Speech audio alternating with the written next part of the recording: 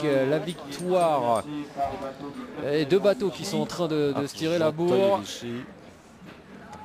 Et a priori, ouais, l'arrivée d'Argenteuil en tête, deuxième Vichy.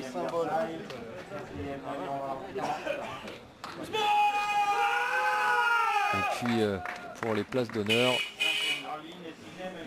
cinquième Gravelines et sixième le bateau d'Avignon dont on parlait tout à l'heure.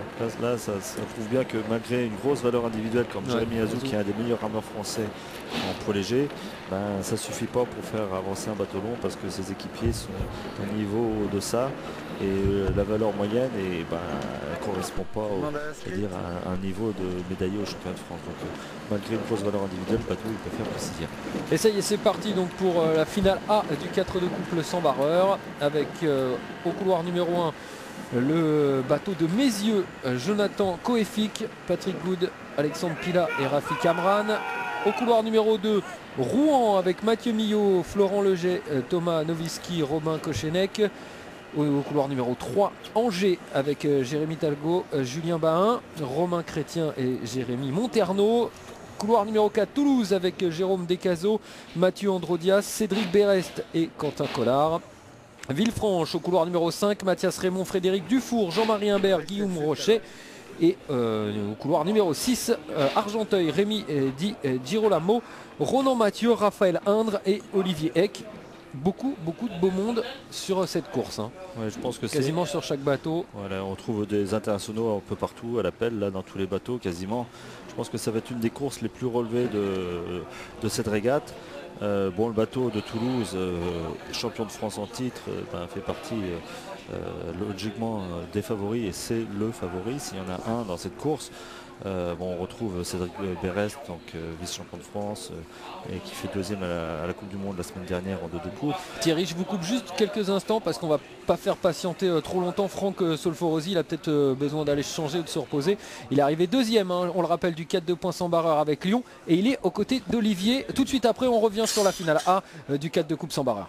Oui, il est patient Franck, mais bon, c'est vrai qu'il doit aller se reposer. Alors déjà, pas trop déçu de cette course ? Non, parce qu'on a vraiment fait la course qu'il fallait faire, on s'est bien investi, on a tout donné. Des erreurs de jeunesse, comme on pourrait dire, on a voulu partir fort, on est parti bien.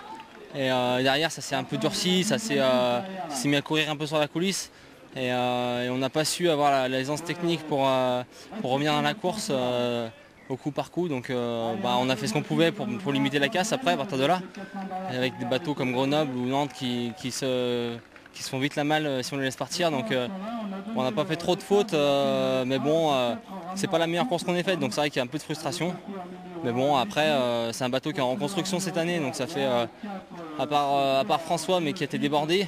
Et moi, il n'y a plus aucun des rameurs du 400 de l'AUN qui gagnait tous les ans qui est resté. Donc c'est tout en reconstruction, on n'est pas si loin que ça. On a réussi à battre Nantes hier, donc je pense que c'est de bonne augure pour les autres années qui viennent. D'accord, merci Franck. Nicolas, je vous rends l'antenne parce que je crois que là pour l'instant la course faudrait la suivre. Ouais, le 4 de coupe sans barreur, ouais.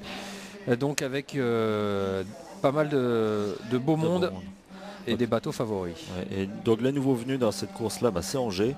Angers avec Julien Bahin qui est nouveau venu, mais d'entrée je pense qu'il va jouer les troubles faites parce qu'il postule pour un titre et fort logiquement parce qu'ils ont dominé leur demi-finale. Donc là on peut voir un duel Toulouse-Angers, mais bateau de Villefranche pareil, bateau d'expérience avec des très bons rameurs. Je pense que c'est très ouvert.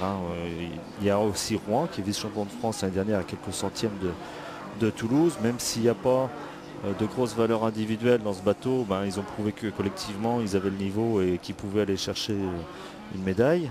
On retrouve Mézieux, pareil, finaliste l'année dernière, qui est avec Jonathan Coeffic, un des meilleurs rameurs français en couple. Enfin vraiment beaucoup de beau monde. Et il ne faut pas oublier Argenteuil. Argenteuil habitué depuis des dizaines d'années, j'allais dire, en finale ou podium en 4 de couple.